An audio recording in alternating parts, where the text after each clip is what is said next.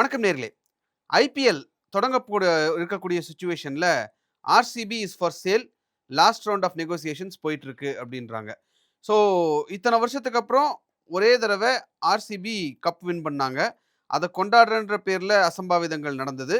நடந்து முடிஞ்ச உடனேயும் கூடிய விரைவில டக்குனு வேல்யூவேஷன் இன்கிரீஸ் பண்ணி இப்ப $2 பில்லியன் இத வித்துறது அப்படிங்கிறது தான் பிளானா? அப்ப ஐபிஎல் அப்படிங்கிறது ஃபேப்ரிகேட்டடா அப்படின்னு ஒரு கேள்வி வருது இல்லையா? இத்தன வருஷம் வின் பண்ணாதவங்க வின் பண்றாங்க. வின் பண்ணோனயும் ஒரு அசம்பாவிதம் நடக்குது. அது முடிஞ்ச உடனே வேல்யூவேஷன் இன்கிரீஸ் பண்ணி இத விக்கிறதுக்கு ட்ரை பண்றாங்களா? அப்படின்னு ஒரு டாட்ஸ் கனெக்ட் பண்ணி பார்க்கும்போது இந்த மாதிரியான கேள்விகள் வருது. ஆனந்த் சார் வந்து ஒரு ஆர்டன்ட் கிரிக்கெட் ஃபேன். ஸோ அவர்ட்ட கேட்டு தெரிஞ்சுக்கலாம் என்ன நடந்துட்டு இருக்குன்னு. வணக்கம் சார். வணக்கம். சார் ஆர்சிபி வேல்யூவேஷன் $2 பில்லியன் வாங்குறதுக்கு 3 பேர் ரெடியா இருக்காங்க. ஒரு ஆள் 2 பேர் ரெடியா இருக்காங்க. ஃபர்ஸ்ட்டு நீங்க என்ன புரிஞ்சுக்கணும்னா, இது ஃபேப்ரிகேஷன்லாம் கிடையாது. இது ஓனர் வந்து டியாகியோன்னு ஒரு கம்பெனி. இந்த டியாகியோ வந்து யுனைடெட் ஸ்பிரிட்ஸை வாங்கும்போது இது கொசூரா வந்தது. ஏன்னா விஜய் மல்லையா இதை நடத்திட்டு இருந்தார். இந்தியா சிமெண்ட்ஸில் என்னாச்சுன்னா 2யும் பிரிச்சிட்டாரு. இந்தியா சிமெண்ட்ஸை தனியாக பிரிச்சிட்டாரு. சென்னை சூப்பர் கிங்ஸை தனியாக பிரிச்சிட்டாரு. பட் ஃபர்ஸ்ட் வந்து இந்தியா சிமெண்ட்ஸ் வச்சிருந்தவங்களுக்கு சிஎஸ்கே ஷேரும் கொடுத்தாங்க. எனக்குலாம் இருக்கு. ஸோ எனக்கு சிஎஸ்கே ஷேரும் இருக்கு, இந்தியா சிமெண்ட் ஷேர்ஸும் இருக்கு. அது ஆனால் மல்லையா அதை பண்ணலை. யுனைடெட் ஸ்பிரிட்ஸோட கம்பெனியோட தான் இருந்தது. அந்த கம்பெனி வந்து பேசிக்கலி இந்த whisky company, not the brand, இது பியர் கம்பெனியில். இதை இவங்க டியாகியோ வாங்கிக்கும் போது அவங்களுக்கு இது கிடச்சிது. டியாகியோ வேர்ல்டு வைடு வந்து is a liquor company, not a cricket sporting company. All these big sporting clubs are owned by businessmen. அதை அவங்க காசு பார்ப்பாங்க. ஸோ இப்போ இவன் $2 பில்லியன் வேல்யூவேஷன் கேட்குறான். இது வந்து very highly profitable business. In fact இதெல்லாம் ஃபஸ்ட்டு வந்த பிஸ்னஸ்ஸு. ஸோ அவங்க கொடுக்க வேண்டிய ஃபீஸு ரொம்ப கம்மி. அதுவும் வந்து எவ்ரி இயர் வந்து இப்போ 100 மில்லியனுக்கு வாங்கினான்னா ஒரேடியாக 100 மில்லியனுக்கு கொடுக்க மாட்டோம். எவ்ரி இயர் 10 மில்லியனாக கொடுப்பாங்க. இது இப்போ என்ன ஆயிடுச்சுன்னா, ஒரு அளவுக்கு மேலே 17 வருஷத்தில் வளர்ந்ததுனால அவங்க கொடுக்க வேண்டிய பணமே வந்து அந்த வருஷத்துலேருந்து கழிச்சுக்கலாம். Okay sir. ஒரு 100 இப்போ இந்த வருஷம் நான் வந்து ஒரு 10 மில்லியன் கொடுக்கணும்னு வைங்க. சரிங்க சார்.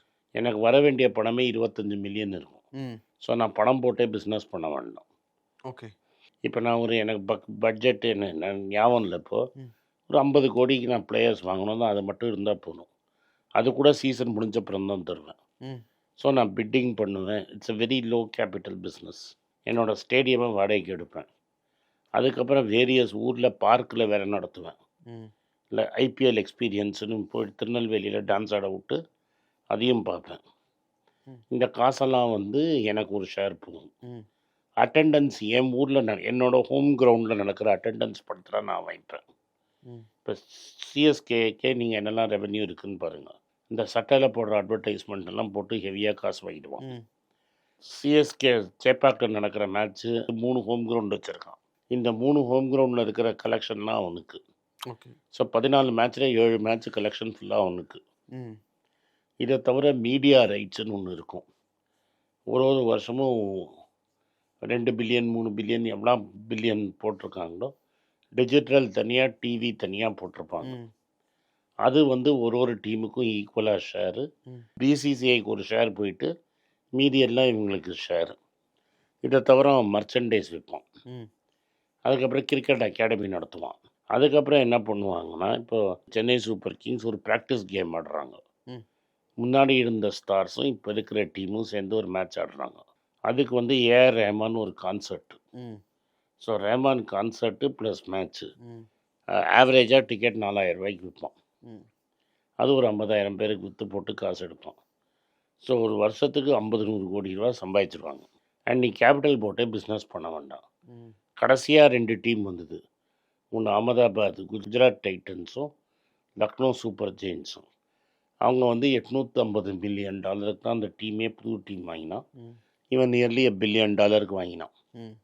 இப்போ இவங்க கேட்குற விலை அதுலேருந்து ஒரு 3 வருஷம் கழித்து டபுள் த ரேட்டு கேட்குறது ரொம்ப காஸ்ட்லி.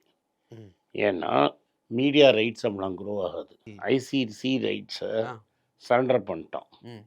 என்னால் வந்து இனிமேல் வேர்ல்ட் கப்லாம் காட்ட முடியாது, நீங்கள் யாருக்கு வேணால் விற்றுக்குன்னு.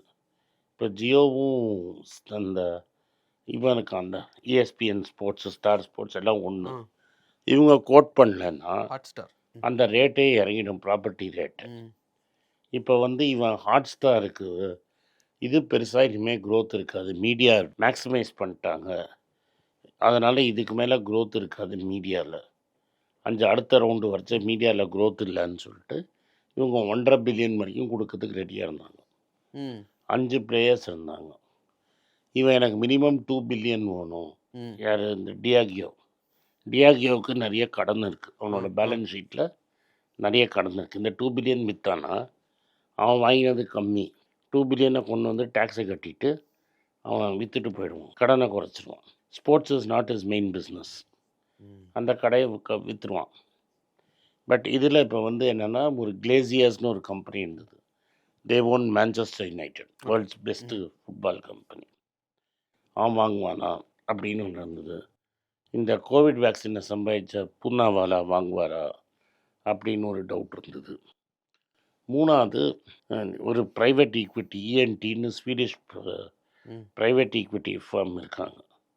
அதுக்கப்புறம் KKR, ரஞ்சன் பாய், அப்புறம் இன்னொருத்தர் யாரோ டமசெக், அது சிங்கப்பூர் கவர்மெண்ட்டு, அவங்க ஒரு போட்டிருக்காங்க.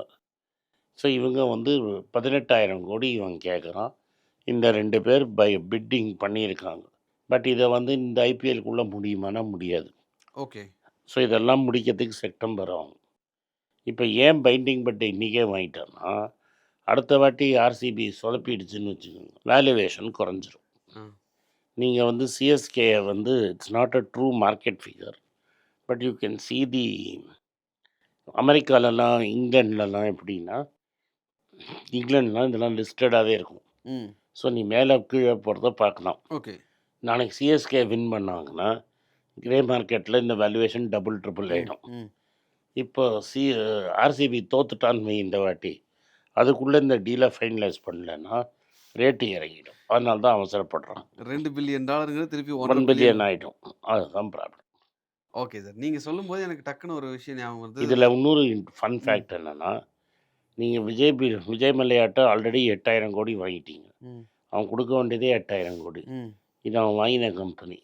இதோட வேல்யூவே 18,000 கோடி. அப்போ மற்ற கம்பெனிலாம் நீங்கள் கொடுத்துருக்கணும். ஸோ அதனால் பேங்க்ஸ் அவசரப்பட்டாங்கங்கிறது தான் உண்மை. Okay sir. நீங்கள் சொல்லும்போது இதில் ஒரு முக்கியமான விஷயம், இப்போ லலித் மோடி ஒரு இன்டர்வியூவில் வந்து அவர் சொல்லியிருந்தார், ஒரு டீம், அந்த டீமுக்கு ஒரு நோன் ஃபேஸ் வேல்யூ இருக்கிற ஒருத்தர் இருக்கணும். அப்படி தான் வந்து விஜய் மல்லையாவை கடைசியில் பிடிச்சோம் அப்படிங்கிறதே அவர் சொல்கிறாரு. கொல்கட்டா நைட் ரைடர்ஸ்க்கு வந்து ஷாருக் கான் அப்படி தான் போய் பிடிச்சேன். எனக்கு அட்லீஸ்ட் ஃபுட்பாலாவது தெரியும், கிரிக்கெட் எனக்கு எதுவுமே தெரியாதுன்னு ஷாருக் சொன்னார். ஷாருக்கும் ஒரு ஸ்கூல்மேட் சம்திங் ஸோ அப்படின்னு சொன்னார்.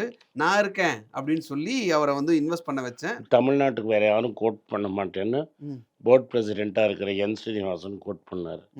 அப்போ என் தமிழ்நாடு டீமை வாங்காத சன் குரூப்பு டெக்கன் கிரானிக்கல் போண்டி ஆனும்போது இதை வாங்கினாங்க, ஹைதராபாத் டீமை வாங்கினாங்க. அப்போ நான் வந்து ஷாருக் கான்ட்ட சொன்ன ஒரே விஷயம், நீ எதுவுமே பண்ண வேண்டாம், கல்கட்டா மேட்ச் நடக்கிறப்போ நீ டைரெக்டாக ஸ்டேடியமில் வந்து இரு, அவ்வளோதான்.